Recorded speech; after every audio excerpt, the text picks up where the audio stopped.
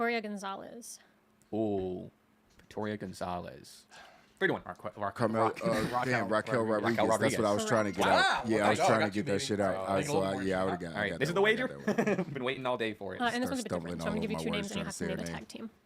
Okay. Whatever. So you don't have to name both people, just whatever. Don't worry about it. Oh, You okay. won. Let's just have fun with it. All right. Let's just have fun. Just a little, okay. All right. Got it. Don't worry about Wages it. I'm not are getting locked. them either way. So. You ready? Ready, ready, Yeah, ready. I've been ready the last 15 minutes. Sam Stoker and Lewis Howley. I don't know it, but this is just the first thing that came to mind. What's Sam Stoker and Lewis Howley? That's not. I'll That's lock not in. FTR. Yeah, I'm not gonna waste anyone's time, really. Let's have some fun. All right, John, congratulations. I guess it is all. But Forrest, I'm sorry I disappointed you. For a potential sweep city on John's part. Just kidding. If you Top skip through this entire video, you got to hear it. If you only watch 7, No that's 7 idea. questions. Sam That's right. Stoker. 3, 2, 1. FTR. FTR. That's what I said. Oh wow. Pretty deadly. I don't know why I was confident. Why we FTR, all just- guess FTR? There's no reasoning too much. All right, well, I'll finish bro. If you want to see more real names to the Is that dismay the of first Dante, tag let us know team? in the That's good comments. for FTR. Subscribe. That's the Still your first reigning tag team defending anybody SCW champ. thinks of when anything comes to pro wrestling. That's funny. That is funny. Yeah, man. I'm about to get up out of here, man. We've been streaming for 4.5 hours, man. Y'all been hanging out with your boy on this good Sunday night, man. I know some of y'all got to get up and go to work, man. You know what I mean? I appreciate y'all hanging out with me so much. It's been fun. I'm going to be uploading some more videos tomorrow. I don't know about what or you know, at what time, but we're going to do some. We're going to try to get some uploads up early. Yeah, man, this was fun. We're going to do more streams like this. We just hanging out. I know this is stuff normally done on Twitch when people just do vibe streams, but I don't really. Twitch is Twitch. I'm a YouTube guy. You know what I mean? So we're gonna do some more vibing, hanging out streams, just watching To videos be the and shit man, like that. you gotta beat the man, and All I'm content, saying, man. It's all content, so I like right hanging out with you guys. So we're gonna do more of that. Fortunately, I have the ability to stream again right now, so we're gonna try to keep it going. I appreciate you guys, man. Make sure you guys get some rest. Have a beautiful, beautiful Monday and a great week. God bless all of y'all. Armand, thank you for being in here for the last few hours. Russ, you the same, man. KGM, everybody who's been in here with your boy Dave, everybody who slid through the stream, man. I appreciate all y'all for keeping the chat going, keeping us in the algorithm tonight. Thank you to Berserker and everybody else who came through for a couple minutes, man, and hung out with us, man. I appreciate you guys. Hopefully you guys are, coming through on some streams in the future. We're doing similar stuff like this, but stay tuned for the next few uploads, man. We might do a Monday Night Live, and I'm Monday saying, Night Raw live stream tomorrow night. right here. Who knows? Depends on how I'm feeling, man. If I'm in the mood, I'm gonna hit the go and hang out some more. So appreciate you guys, man. Make sure you get some rest, say your prayers, eat your vitamins, and I'll talk to you guys very, very soon, man. Holla at your boy.